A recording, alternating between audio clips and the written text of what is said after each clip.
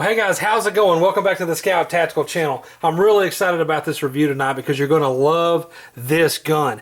Not very easy to come across, pretty elite. It is the Para USA, not Para Ordnance anymore, Elite Long Slide Hunter, and not just the new Elite Long Slide Hunter. It's a special edition gun that they're not going to make many of, available to only one wholesaler, and it's in flat dark earth, two-tone, with the VZ grips in alien camo. So super cool gun. Now of course this is not necessarily your concealed carry piece. This is not necessarily the best first gun, but it is quite a piece.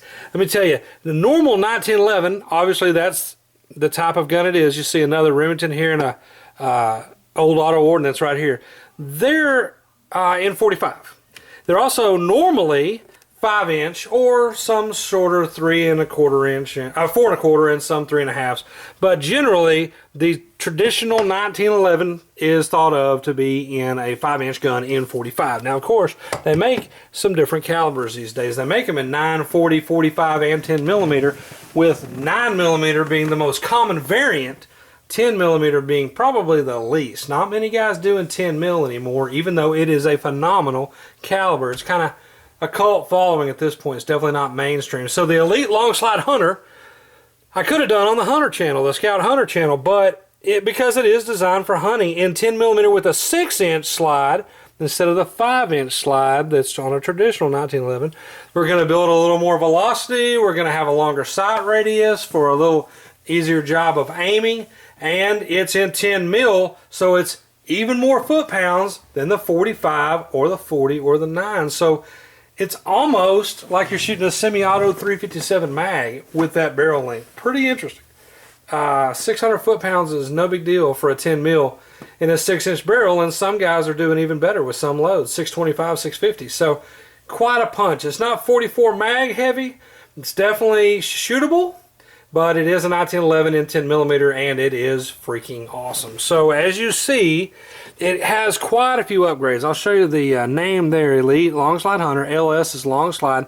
It does have the light rail up here, so you can put a light on. Again, not really a tactical piece, but you can put the light on there. It has the cool looking grips. It has a full-size extended beaver tail. See that? It has the normal safety, which is ambi. See it on both sides right there. There's the safety. And it has some match style fully adjustable sights. Blacked out in the rear, with a kind of M&P Pro style fiber optic pipe in the front, and that's just how I like them. I love, you can see that side picture right here. That's a long radius right there, and I love that blacked out back, just like the M&P Pro that I've shown you, with the fiber optic front. Red or green, I can see them both, but that green really stands out. That's a heck of a hunting pistol. If you're looking for a handgun to go get a little sport going on some pigs or something like that, if it's legal in your state to hunt with a handgun, highly recommend something like this one. A little high. You're going to see these at, $1,100 to $1,200. So it's extremely high, to be honest. As a matter of fact, to put it in perspective, so this Remington R1, which is in limited edition OD green frame, it's called the XTR with the black slide. I think they're gone now. I have a Wilson Combat extended beaver tail and grip safety, Wilson Combat magwell, and Wilson Combat trigger and trigger job done on that gun, and hammer, as a matter of fact. And I had all those pieces put in by a gunsmith. Well, I still have a lot less in this gun than I even have in this gun, based from the factory. I'm not going to beat around the bush. The price tag is one of the 2 detractors that I see on the gun. Although it's an elite gun, it's for the guy that is a gun enthusiast, that maybe is a good sport, an enthusiastic sport shooter, is an enthusiastic hunter. I'm both of those, so this one appeals to me. But is it going to be a good one for your wife's purse? No, and that's not what it's designed for.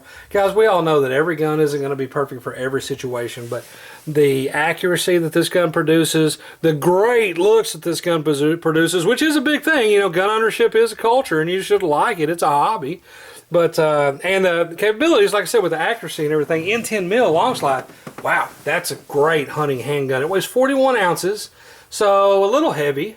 But is it really? Because I say that because 40 ounces on this R1 with the extras on there, 40 ounces on this not factory, but old school customized with the old magwell and stuff, auto ordnance. So most 1911s are about that. You know, I think with the 10 mil barrel, you're saving a little weight, but with the 6-inch slide and barrel, you're gaining a little weight, and it's about the same weight as a normal 1911.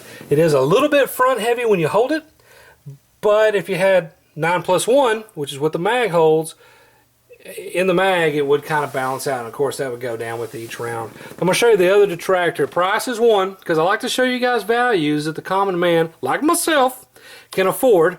But I will say that that is an attention to detail that they should have noticed. The mag is silver on the bottom. You got an FDE gun, which is normally in black, and they've got a stainless Checkmate 1911 mag in 10mm at the bottom. See it shining right there? The regular version of the gun is in black. So where in the heck does that come from? They could have had a black mag, or they could have gone the extra mile and painted the bottom tan to match the gun, because they already had the gun. And it's an Autobahn finish is how it's listed in the manual. I'm sure that's you're seeing a lot of those style finishes today. They're kind of permanent. Once they're on, they're on. It's not like the Duracoat or Cerakote that they're spraying. It bonds chemically to the metal once the paint is put on there. So pretty cool. 9+1 in the mag, as I mentioned. It does come with 2 mags, and they are readily available. Lots of guys are making 10mm mags, so that's not the problem. The ammo's not super common anymore, but it's still doable. You can find it. I mean, what ammo isn't hard to find these days? Still to this day, we're having an ammo problem in February 2015, and we've been kind of fighting a crisis for a few years now. So, the Para Elite Long Slide Hunter, highly recommended. I'm going to show you the comparison there. You see that extra inch of barrel.